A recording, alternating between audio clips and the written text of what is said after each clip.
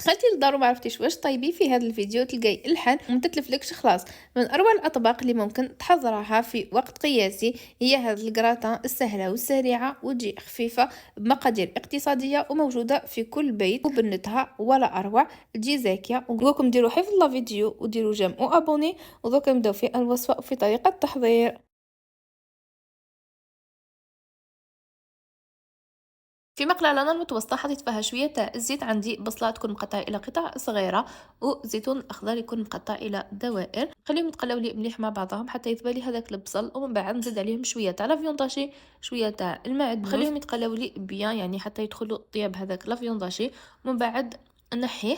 وهنا من جهة أخرى كنت قليت 3 حبات تاع البطاطا اللي كنت قطعتهم إلى قطع صغيرة، ومن بعد قليتهم نحطهم كما تشوفوا على الخليط هذاك تاع لافيونداشي. وهنا عندي 3 حبات تاع البيض نخلطهم مليح مع بعضهم، ونزيد عليهم كاس تاع كريمه سائله الخاصه بالطبخ. اذا ما كانتش متوفره عندكم تقدروا تستبدلوها بكاس حليب عادي. من بعد نصبها على هذاك الخليط ونزيد عليها شويه تاع الملح شويه تاع الفلفل الاسود، ونكمل نخلط كامل المكونات مع بعضهم مليح.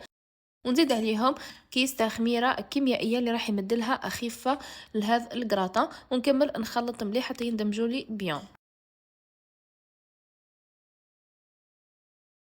وهنا نحط في المول اللي كنت دهنته بشويه تاع الزيت، ونحطه بهذه الطريقه نوزعه بيان. نحط عليه شويه تاع فرماج على الوجه. انا كنت استعملت نوعين تاع فرماج تاع شيدر وفرماج تاع موتزاريلا. دخلوا حتى يتغراتينالي ماشي يدكم وقت كبير في الطياب ليه رايح يطيب لكم.